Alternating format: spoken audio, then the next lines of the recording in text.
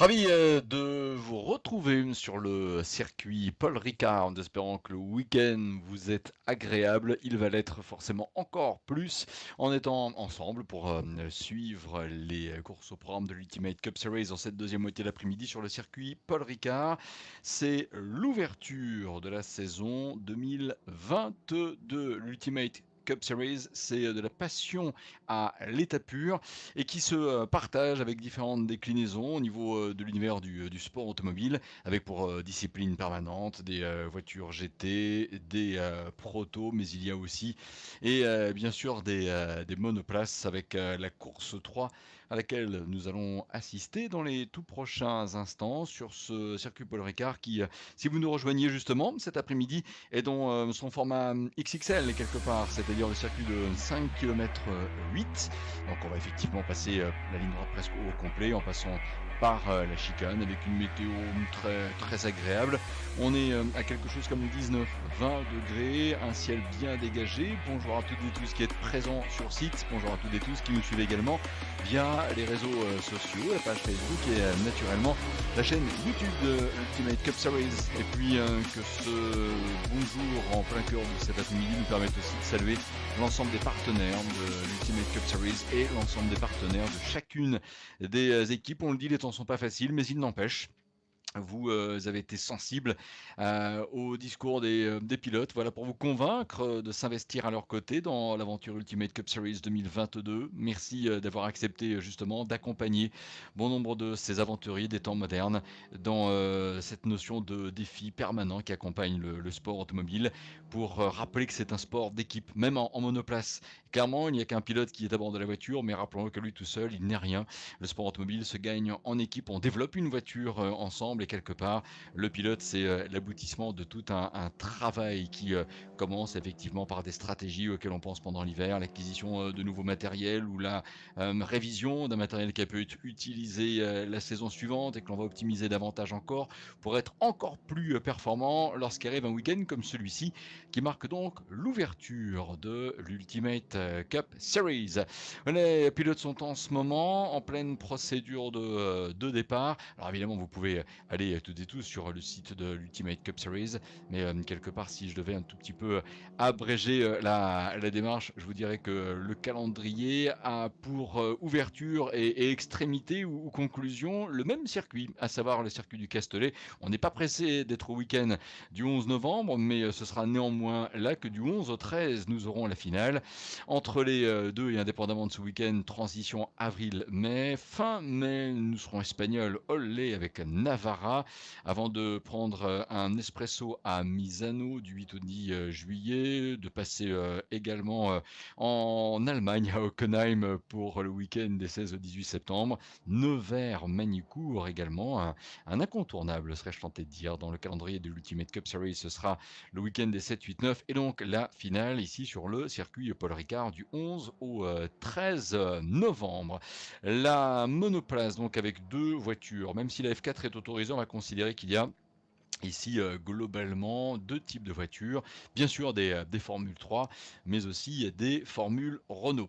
Tout a bien commencé pour Nicolas Prost du team CMR, le team de Charlie et de Sabine Baracho, puisqu'il a gagné la course 1. Il s'est imposé devant Shannon Lugassi et Eric Trouillet, alors que Christophe Urnier, en terminant en 15e position, a terminé premier des pilotes en Formule Renault. La course 2, victoire, Graf Racing avec Loris Kiburt qui a profité en fait malheureusement on va dire d'un creux de vague pour Nicolas Prost qui a dû abandonner dans la course 2. Sacha Maguet du team Formula Motorsport devait terminer deuxième de la course 2 devant un autre pilote Graf Racing, Fabrice Rossello. La grille de départ de la course 3 est en fait un cumul au niveau du classement après la course 1 et la course 2. Globalement, on va considérer que la place équivaut à un point. Par exemple, Loris Kiburt, qui a terminé quatrième de la course 1 et premier de la course 2, 4 et 1, ça fait 5. Et quand on regarde, effectivement, c'est le pilote qui a le plus petit effectif et le plus petit effectif point. Pardon, je vais être troublé par l'image, là, je sais pas pourquoi. 5 points, donc ça lui assure en effet une place sur la grille de départ en position de poleman devant Shannon Lugassi, qui lui, en fait, en terminant en effet 2 de la course 1, 6 de la course 2, 6 et 2, ça fait 8. Il devance Sacha Maguet, Fabrice Rossello. Alors là, vous allez vous dire, mais où est-ce qu'il en est en fait, Nicolas Prost, dans tout cela? On va considérer que bien finalement, avec sa position quand même à l'arrivée de la course 2, il termine 18e. Avec le petit point de la course 1, il est avec 19 points. Le pilote que l'on va retrouver en position d'ouvreur de la 5e ligne de grille de départ. Voilà donc pour le rappel effectivement de la façon de faire pour constituer la grille de départ de ces courses. 3 courses au programme de ce samedi. Le pilote qui a réalisé le meilleur temps en première séance qualificative est évidemment le poleman. C'est le deuxième meilleur temps réalisé par chaque pilote pendant la première séance qualificative qui permet de déterminer la grille de départ de la deuxième course. Et effectivement, pour un meeting 3 courses, la grille de départ de la course 3 est établie en fonction de l'addition en place des résultats des courses 1 et 2. Et on a de la chance puisque nous avons également Victor Méganc qui est avec la caméra HF sur la grille de départ. Quel sentiment, mon cher Victor, que vous avez envie d'interroger un pilote?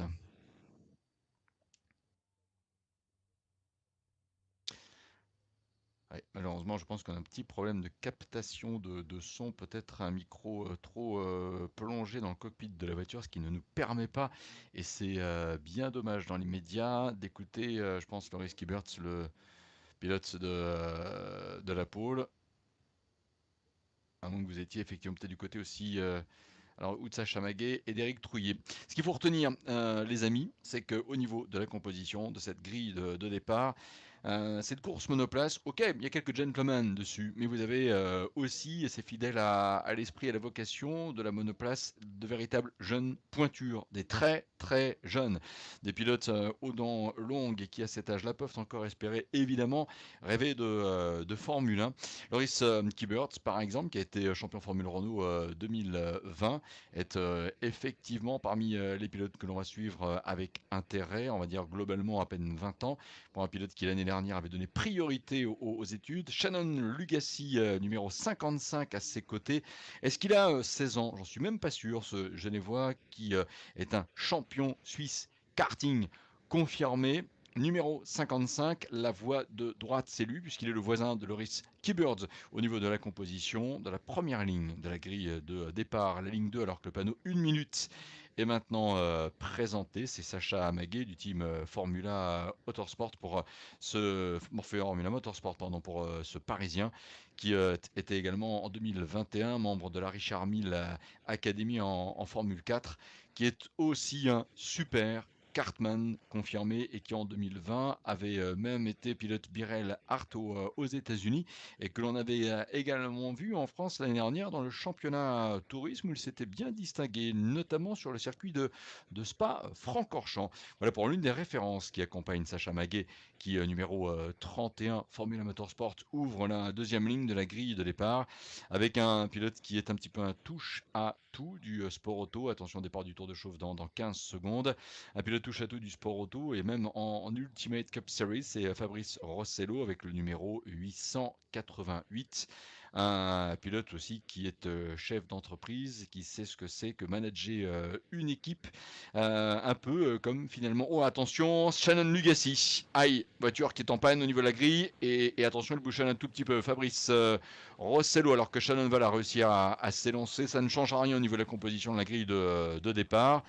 Le tout est effectivement de connaître, si on doit connaître une mésaventure de ce genre, bien c'est de la connaître maintenant pour Shannon Lugassi et d'être sûr évidemment d'avoir une voiture qui partira bien dans les prochains instants à l'extinction de la rampe des feux. Pour en terminer sur le cas de Fabrice Rossello, vous avez là un chef d'entreprise et je disais qui sait finalement ce que c'est que de piloter une entreprise en cherchant la trajectoire de la croissance, un peu comme Éric Trouillet qui est évidemment l'un des piliers de l'écurie Graf Racing. Mais voici justement la composition de cette même grille de départ. Éric Trouillet qui ouvre la troisième ligne, numéro 8, avec Frank Seman qui est à ses côtés. Un pilote issu d'ailleurs de la Formule Renault, David Cristini avec le numéro 7. David qui justement ouvre la quatrième ligne de grille de départ avec Walter Ricart du team Formula Motorsport à ses côtés. C'est une équipe qui nous vient de l'Isère en Formula Motorsport, et pour un pilote que l'on avait notamment vu troisième en classement et en plateau Formule Renault en monoplace 2020, palmarès final de l'Ultimate Cup Series. Vous avez pu faire connaissance avec la suite de la grille de départ, donc Walter Ricart avec David Cristini pour la ligne 4. Nicolas Prost donc contraint de s'élancer de seulement la cinquième ligne. Allez, on va dire que parce que effectivement il a un potentiel de guerrier, Nicolas. Cette place-là, ça va lui permettre un peu de montrer encore une fois qu'il va falloir compter avec lui. Nicolas, surveillons-le bien en ouvreur de cette cinquième ligne avec David Kuhlmann de l'écurie Sport Promotion, numéro 25 qui sera son voisin. Ligne 6 avec David Delussinge, il porte le numéro 6. Massimo Bortolami, numéro 5 à ses côtés. Deux pilotes de la formation Race Motorsport et qui se sont bien amusés ce matin, et leur duel a été très sympathique à suivre, notamment durant la course 2. Alban Arguti, numéro 26, ouvre la 7e ligne de la grille de départ, pilote d'un team qui porte son nom, alors que Aubin Robert Prince, numéro 83 de l'écurie Sport Promotion, sera à ses côtés au niveau de la composition de la 7e ligne. La 8e avec Frédéric Bollot, numéro 4, avec également Christophe Urny, numéro 62, pilote de la formation Sport Promotion. Gilles Depierre, numéro 19 du Rever Team, il est avec un châssis Formule Renault. Numéro 19, Robert Siska, numéro 125 du team Frank Voss, également avec un châssis de Formule Renault. Et David Boissenin, numéro 9, Suisse, également avec un châssis Formule Renault, complète la grille de départ. Voilà. Allez, recomposition de la grille. On va regarder évidemment tout le monde, et presque un regard plus accentué sur le voisin du poleman, Loris Kiburtz. Et là, on fait donc référence à Shannon Lugassi qui a eu un problème au démarrage du Tour de Chauffe. Mais maintenant, c'est le départ de la course qu'il va falloir suivre avec un intérêt très particulier, comme pour les deux précédentes épreuves, à prendre en compte non pas un nombre X de tours, mais une durée, 20 minutes. 20 minutes. Attention donc, recomposition de la grille de départ. Loris Kiburtz est à droite de votre écran en ce moment. Shannon Lugassi, voisin de première ligne de grille, numéro 54 et 55, 31 pour Sacha Maguet qui ouvre la ligne 2 avec Fabrice Rossello, numéro 888, voiture de couleur sombre au niveau de la couleur dominante. Eric Trouillet, Frank Seman sur la ligne 3, David Cristini, mais également Walter Ricart sur la ligne 4, et donc Nicolas Prost numéro 1 qui ouvre ainsi la 5e ligne, drapeau vert, fond de grille. Attention, top départ. Oh, bien meilleur le départ de Shannon Lugassi et de Fabrice Rossello, numéro 888, qui a pris un très bon départ direction les S de la Verrerie maintenant, et qui va y arriver en tête. Fabrice Rossello, oh oui, c'est lui, indéniablement c'est lui. Fabrice a pris un excellent départ, ce pilote chef d'entreprise, qui a surpris Shannon Lugassi, qui a quand même pris un bon départ, un petit peu moins bien peut-être pour Loris Kiburtz, mais en tout cas ils sont partis, les S de la Verrerie sont passés, et Fabrice Rossello est très impressionnant là dans les premiers passages en virage, sans faire de fixation sur Nicolas Prost, parce que c'est Nicolas. On va voir également où il en est dans ce premier tour. Quelque chose nous dit que le freinage à la première chicane va être particulièrement chaud. Allez, attention, l'attaque ligne droite maintenant. Et Fabrice Rossello, numéro 888, attention derrière, ça commence à déboîter, évidemment, avec notamment une attaque de Nicolas Prost. Oui, c'est vrai, j'ai failli dire Alain. Attention, les voitures qui entrent maintenant dans la chicane, ça passe bien pour la première moitié du peloton. Eric Trouillet qui a le numéro 8 justement, que l'on peut suivre un petit instant. Voilà, la première moitié du peloton est bien passée dans la chicane. Attention, regardons également au fond d'écran, savoir si tout le monde passe bien. Et manifestement, oui, c'est le cas. Allez, passage dans la courbe de scie maintenant pour Fabrice Rossello. Shannon Lugassi, numéro 55, est très rapide également, alors qu'il était justement l'adversaire de Loris Kiburtz au niveau de la première ligne de grille de droite. droite du Bossé. C'est une course impeccable. On n'est pas sorti de drapeau jaune et tant mieux. Loris Kiburt qui est maintenant en train, j'imagine, de revenir peut-être sur Fabrice Rossello. Allez, vivement justement la fin du premier tour pour avoir ainsi un classement vraiment précis au niveau bien sûr.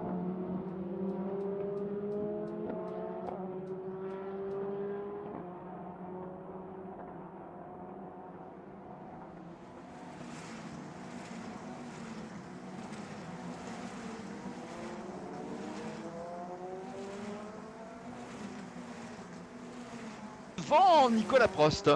Nicolas qui a bouclé le premier tour en 6e position. Frank Seman, David Cristini, Valker Ricard et Massimo Bortolami pour les pilotes du top 10.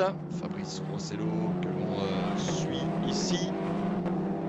Allez, attention pour évidemment la suite de cette course.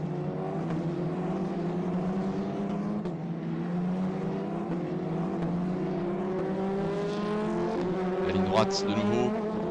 Alors est-ce qu'il va y avoir d'autres pilotes qui vont tenter de prendre l'aspiration et tenter de s'imposer sur un adversaire avant le freinage de cette fameuse chicane justement, alors qu'arrive Fabrice Rossello. Il a attaqué le deuxième tour avec 8 dixièmes d'avance sur Shannon Lugassi qui a bouclé le secteur avec le temps de parcours le plus vite.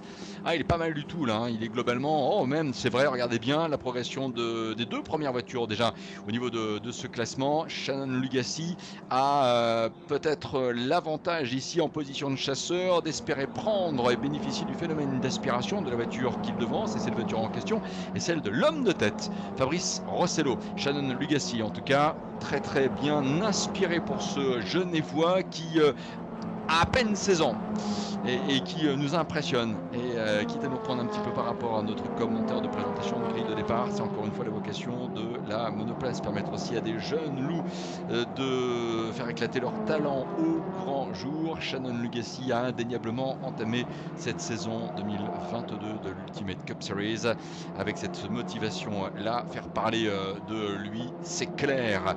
Il est effectivement en pleine attaque, attend peut-être le moment opportun pour attaquer Fabrice Rossello. C'est le deuxième tour qui se termine. Le classement change-t-il? Non, Loris Kiburt c'est toujours en 3e position devant. Oh, attention, l'arrêt d'une voiture et l'arrêt de Massimo Bortolami. Numéro 5. Que s'est-il passé? Alors est-ce qu'il y a eu touchette?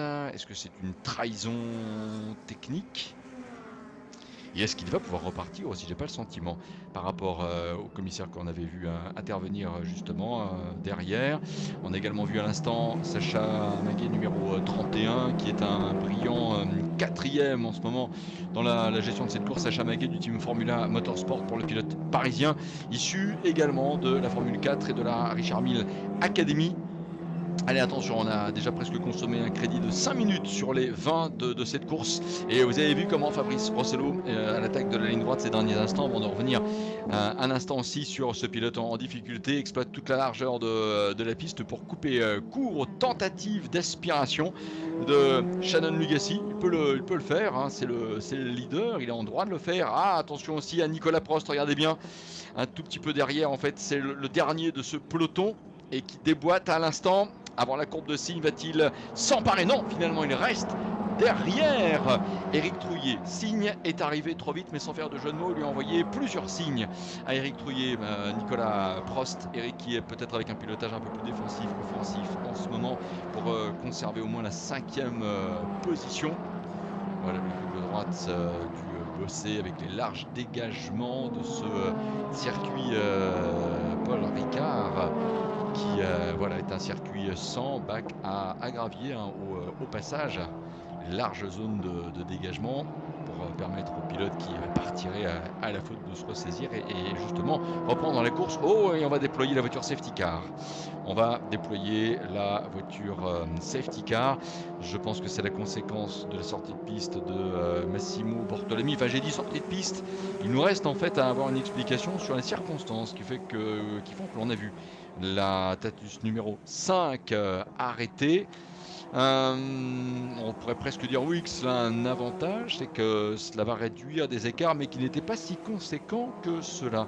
Voilà, belle image effectivement sur la gauche, donc la voiture immobilisée, celle de Massimo Bortolami, numéro 5. Dommage pour un pilote qui avait fait très très bonne impression, il avait terminé 11e de la course 1 et puis il avait, que je retrouve sa place en course 2, et ben en fait était vraiment très constant parce qu'il avait terminé 11e aussi. Ces points qui lui avaient permis de partir dans les circonstances qu'on avait décrites tout à l'heure à la 12e place sur la grille de départ. À mon humble avis, l'interruption va être assez brève. Voilà, les commissaires sont arrivés, peut-être boîte bloquée pour le pilote team Race Motorsport. Non, voilà, il a réussi à trouver la position neutrale. Sinon, nos commissaires ne parviendraient pas à pousser la voiture, de sorte peut-être à profiter d'un sifflet, vous savez, ce passage au niveau de l'aménagement ou des rails de sécurité ou des murets béton qui permet donc de mettre de l'autre côté de ce muret, quelle qu'en soit la nature, une voiture et surtout un pilote à l'abri. Donc ce qui oui, nous met en confiance quant à la présence en piste de ce safety car et la durée de la neutralisation qui devrait être assez brève. Allez, encore peut-être quelques mètres, messieurs, pour terminer vraiment de mettre à l'abri. Voilà, on voit un petit peu de orange sur les rails de sécurité. C'est généralement en code sportif le code couleur qui signale que là, voilà, il y a une voie de passage qui permet donc de définitivement mettre à l'abri une voiture, un pilote, une voiture ou une moto hein, aussi, puisque rappelons-le, le circuit Paul Ricard et le circuit du Bol d'Or. Voilà. Et puis bien sûr, en Ultimate Cup Series, on adore aussi la moto, vous le savez. Et c'est aussi une très belle saison que je vous invite également à suivre cette année. Voilà. Avec aussi le circuit Paul Ricard qui attend nos motards. Bon, où en sommes-nous dans cette course? Nous attendons évidemment avec vous que la voiture safety car s'efface. À mon humble avis, c'est imminent. On peut considérer que nous sommes d'abord dans le 4e tour de la course et que c'est le dernier de la neutralisation. Fort dommage pour Massimo Bortolami et la direction de course qui confirme que c'est bel et bien le dernier tour. Donc nous allons partir pour un sprint de 10 bonnes minutes. Voilà, il nous en reste 11 précisément avant la fin. Attendons évidemment que la voiture de sécurité soit revenue dans la zone dédiée pour son évacuation, son stationnement et sa position de prête à partir si la direction de course en donne l'ordre. Rappel des positions, pour l'instant c'est la Marseillaise que l'on a précalée au niveau de la régie puisqu'il y a évidemment l'hymne du vainqueur qui est diffusé et jusque là on a beaucoup joué indépendamment quand même de Nicolas Prost à la Suisse précédemment. Là c'est la France avec Fabrice Rossello, le Parisien, qui est effectivement numéro 888 et encore je suis pas certain qu'il soit parisien Fabrice. Donc Fabrice qui est en tête quoi qu'il en soit. Numéro 888 devant Shannon Lugassi, numéro 55 devant Loris Kiburtz, numéro 54.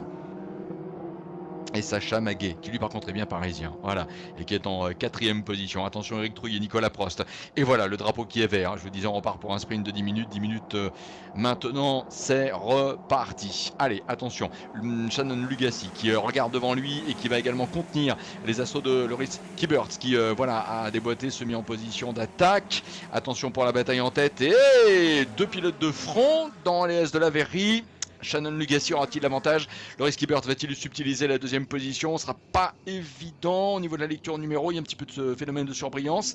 Mais je crois que je préfère rester très prudent. Est-ce que Loris Kiburtz, non, je ne suis pas certain qu'il soit passé en 2e position. Shannon Lugassi me paraît être 54 me paraît être... Ah, est-ce qu'il est quand même pas passé le Suisse en 2e position? Bon, c'est pas évident. Ou alors il se serait loupé. Il y a un petit quelque chose qui nous échappe. Non, en fait, c'est Sacha Maguet, numéro 31, ouais, qui est revenu. Voilà, sur Loris Kiburtz. Et Shannon Lugassi devrait être en 2e position. Mais alors, par contre, il a perdu un tout petit peu le contact avec Fabrice Rossello. Voilà, il va peut-être tenter évidemment de le réduire en passant ainsi la chicane. Fabrice Rossello est en tête. Où on est Eric Trouillet, où on est Nicolas Prost. Nicolas Prost qui est effectivement ici vraiment calé dans l'aileron de Eric Trouillet, va tenter de déboîter. Eric Trouillet qui s'est porté sur le côté droit de la piste. Nicolas Prost qui tente de trouver la faille. Je pense que ça devrait changer un tout petit peu tout cela au niveau du classement. Fabrice Rossello toujours devant. Shannon Legacy, le Risky Bird de 3 qui est réussi ou qui est parvenu à dépasser son adversaire. Est-ce que le Risky Birds est passé en deuxième position? Il va falloir finalement guetter le bouclage de ce 5e tour, ce qui ne saurait tarder. Les voitures qui passent la courbe de Garlaband, en tout cas celles qui sont du groupe de tête. Allez, c'est assez électrique cette épreuve-là. Il y a des pilotes qui sont très très impatients, notamment Nicolas Prost qui n'est toujours pas parvenu finalement à doubler Éric Trouillet pour le bénéfice au moins de la 5e position. Attention donc, le 5e passage, c'est maintenant. Et donc Fabrice Rossello est bel et bien devant. 5e passage pour Fabrice Rossello. Shannon Lugassi, toujours de le Risky Bird, c'est toujours à la 3e place. Est-ce que Sacha Maguet a bien confirmé la 4e position? Oui, Éric Trouillet et Nicolas Prost. Alors que Frank Seeman est à la 7e place, Alban Erguti est passé 8e. C'est le seul changement finalement que l'on ait observé. Et David Kuhlmann a doublé Walter Ricard pour le bénéfice de la 11e, de la 10e position en fait, de la 10e position. Fabrice Rossello a attaqué son 6e tour avec 6 dixièmes d'avance sur son adversaire Shannon Lugassi. On continue de suivre le duel Éric Trouillet, Nicolas Prost. Oh, je sens Nicolas Prost bien inspiré ici, après avoir réussi à maintenir une bonne température de gomme. Là, on va dire qu'il est chaud. Allez, attention, regardez bien, c'est intéressant de suivre la lutte également avec les voitures que l'on suit vue arrière, et notamment Fabrice Rossello qui voilà, donne ses petits coups de volant pour éviter effectivement la prise d'aspiration de Shannon Lugassi. Freinage de la chicane, pas de changement dans l'ordre de passage. Rossello, Lugassi, Kiburtz, Maguet, Trouillet, Prost. Sortie de chicane, attention. Toujours à fond, on écrase évidemment la pédale accélérateur. On regarde autant le premier plan que le pilote qui figure en ce moment en 6e position, c'est Nicolas Prost. Nicolas qui au dernier pointage avait quand même quelque chose comme 1 seconde presque et demie d'avance sur Frank Seeman, que l'on suit avec le numéro 3. Et au passage, Formule Renault, toutes les voitures roulant Michelin, rappelons-le, c'est Christophe Furoni qui est en tête de ce classement Formule Renault en étant en 15e position devant David Boisselin et Gilles Depierre. Un paramètre à gérer également, 6.20, c'est le temps qui nous sépare du drapeau damier. Et Fabrice Rossello, Shannon Lugassi se sont légèrement détachés, mais rien à faire pour Shannon Lugassi. Fabrice Rossello est un solide leader.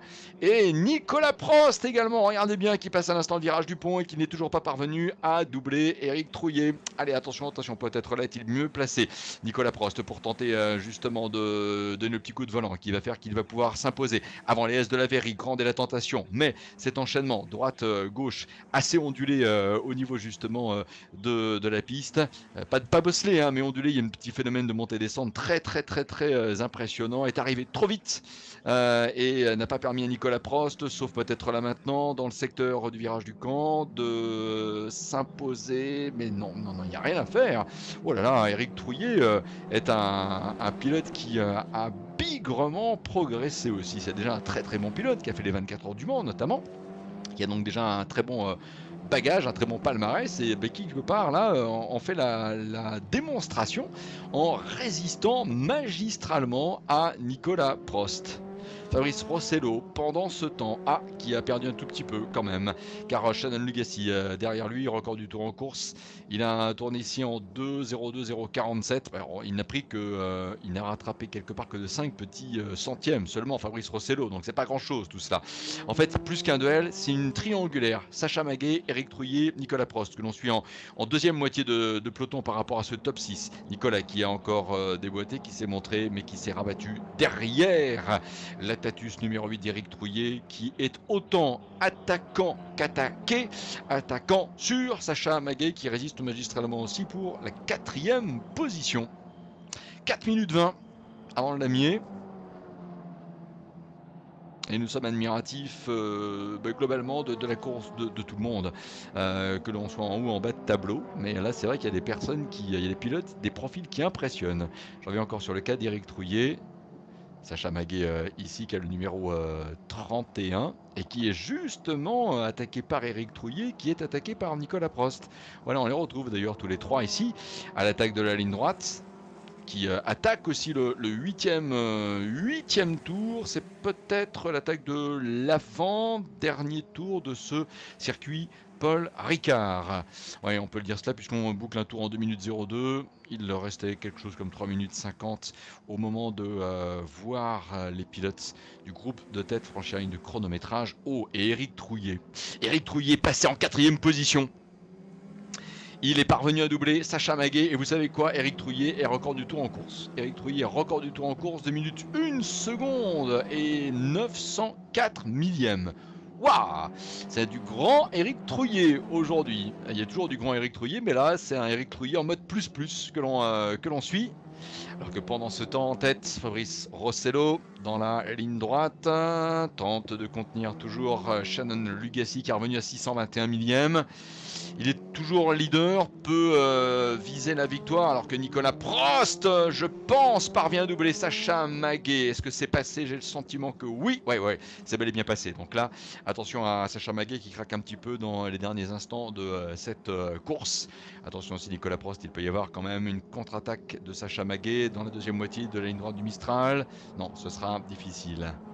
Et donc je reviens un petit instant sur les 4, Fabrice Rossello qui peut espérer s'imposer, il reste 2 minutes 30, mais attention quand même, Shannon Lugassi a repris globalement 4 dixièmes au leader de la course. Rien n'est figé. Formule Renault, le leader, 15e position, Christophe Urny devant David Boisselin et Gilles Depierre pour les pilotes 15, 16 et 17e. Suivant l'image, Sacha Maguet qui a été effectivement un tout petit peu, ou qui a décroché en fait par rapport au rythme qui sont ceux et de Nicolas Prost et d'Éric Trouillet. Allez, 1 minute 50 avant la présentation du drapeau d'amis, nous suivons de nouveau Fabrice Rossello et Shannon Lugassi qui arrive au S de la Verrie. Et Loris Kieberts, on peut dire au mieux, terminera 3e. Il est à 2 secondes du duo de tête. Fabrice Rossello, Shannon Lugassi, écart en effet de 442 millièmes en franchissant la ligne de chronométrage. Il reste 1 minute 20. Sommes-nous dans le dernier tour? Bon, on va rester attentif. Je pense que oui. Ah, encore que. Nos pilotes sont dans la ligne droite tout de suite. Si c'est pas le dernier tour, c'est l'avant-dernier. Et si c'est l'avant-dernier, ça se jouera un tout petit rien, quelques 2-3 secondes avant le franchissement de la ligne de chronométrage. Mais bon, comme le dit le dicton, avant l'heure c'est pas l'heure, après l'heure c'est plus l'heure. Et attention, Shannon Lugassi porte l'attaque maintenant. Oh là là, dernier ou avant-dernier tour et passe en tête. Oh le coup dur, là pour Fabrice Rossello. Attention, c'est pas encore gagné pour Shannon Lugassi, mais il va falloir pour Fabrice Rossello quand même là redoubler d'efforts. Ça doit être quand même assez dur moralement. Vous avez mené quasiment toute la course, c'est le dernier tour et vous êtes dépassé. Durant du sport, Shannon Lugassi a été bon gestionnaire de cette course 3 pour les pilotes monoplace. Fabrice Kieberts 3e, Éric Trouillet devant Nicolas Prost qui est bien en 5e position. Alors que là on arrive maintenant à l'attaque de la courbe du quart Laban, cette courbe droite rapide qui ne devrait pas poser de difficulté pour Fabrice Rossello, mais surtout pour Shannon Lugassi qui est nouveau leader. Et là c'est trop sinueux. Et attention, est-ce que oui, 3, 2, 1, mesdames et messieurs, fin du temps réglementaire. La course se sera jouée sur 9 tours, donc c'est bien l'arrivée maintenant. L'accélération ultime, Shannon Lugassi produit un dernier effort et s'impose devant Fabrice Rossello. Loris Kieberts 3e, Éric Trouillet et Nicolas Prost sont passés 4 et 5e, Sacha Maguet 6e, belle course aussi de Sacha, même s'il a perdu de place. Sincèrement, il faut mettre en avant la très très belle performance de Sacha Maguet. Alman Erguti termine en 7e position, Frank Seemann 8e, David Kuhlmann en 9e position. David Cristini à l'instant pour la 10e place, Walter Ricard 11e. Aubin Robert Prince en 12e position. Voilà. Et derrière, c'est David Delussinge qui termine 14e, devancé par Christophe Urny, ou qui a devancé, Christophe Urny, et qui termine, lui, premier des pilotes Formule Renault. Et on pourra en avoir confirmation avec Victor Megang, peut-être dans les prochains instants, lorsqu'il sera en effet revenu aux abords des pilotes dans la zone d'avant podium. Mais en effet, je crois qu'il a réalisé le score parfait. 3 départs et 3 victoires dans le classement Formule Renault pour Christophe Furny. Félicitations. Donc Shannon Lugassi, voilà, s'impose. Ce qu'il faut retenir en effet au niveau des courses. Donc la première gagnée par Nicolas Prost, la deuxième par Loris Kibberts et la troisième par Shannon Lugassi. 3 courses, 3 vainqueurs différents. C'est idéal pour savourer ce début de saison qui, à notre avis, est le reflet de ce que l'on aura comme scénario de course tout au long du calendrier, tout au long des mois à suivre, avec en fait des pilotes qui ont tous des chances de s'imposer pour un championnat qui va demander effectivement une vraie stratégie au départ de chaque course. Évidemment, l'unique stratégie, c'est d'être le meilleur pour gagner, mais il faut aussi gérer les points marqués à chaque fois. Bref, ce sera aussi sportif que comptable, la gestion de ce championnat monoplace de l'Ultimate Cup Series. Vous voyez Fabrice Rossello, à l'arrivée, termine à 6 petits dixièmes seulement. 2 secondes 2 entre le leader et le troisième, Loris Kibberts de l'écurie Graf Racing. Le Graf qui a finalement ici l'avantage de mettre 2 pilotes sur le podium. Et le team de Charlie de Sébine Barachou, le team CMR, s'impose ici. Et c'est ce qu'il faut en effet mettre en avant avec la très belle victoire ainsi enregistrée là sur ce circuit Paul Ricard au terme donc de cette course 3 pour les Formules Renault, avec donc la victoire du 55 Shannon Lugassi, pilote suisse de l'écurie des 3 chevrons, si je ne m'abuse, par rapport justement à son écurie d'affiliation. Et Nicolas Prost, au passage, on n'avait pas dit, mais en 2 minutes 1 seconde, 542 millièmes, décroche le record du tour en course dans le dernier tour. Bravo à Nicolas. Est-ce que c'est le meilleur temps en course que l'on ait eu? Alors voyons voir, il était de 2,02 en course 1, il était de 2,01 983 en course 2, 2,01 542.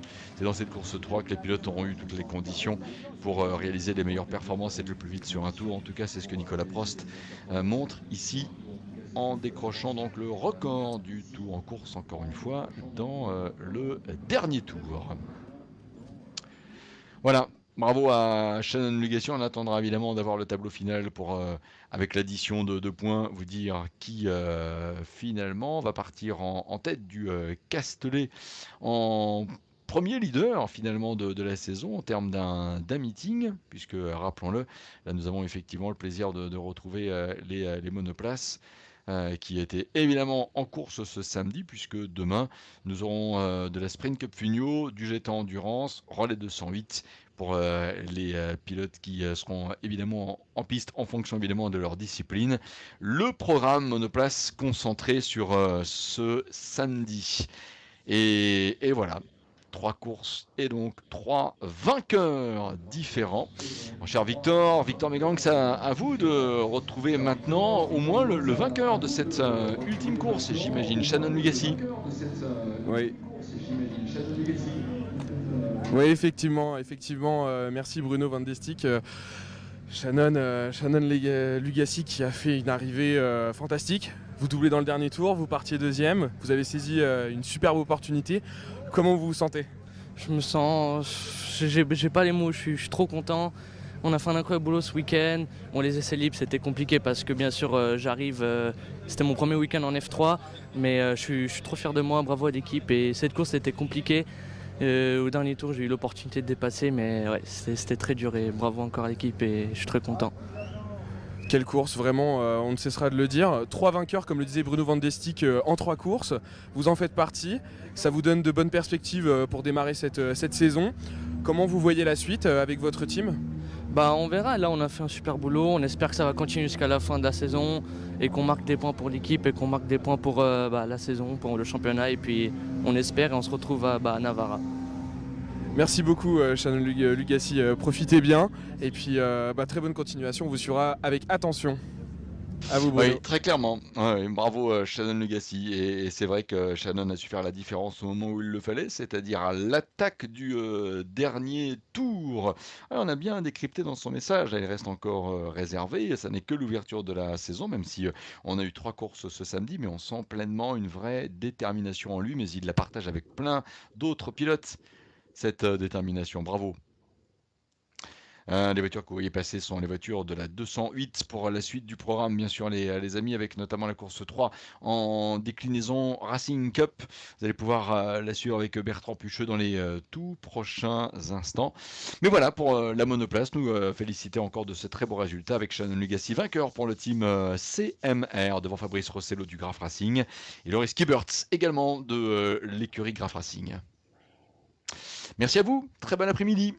Et rendez-vous un peu plus tard dans cette journée pour continuer de vivre de belles émotions et surtout les partager avec vous. À tout à l'heure.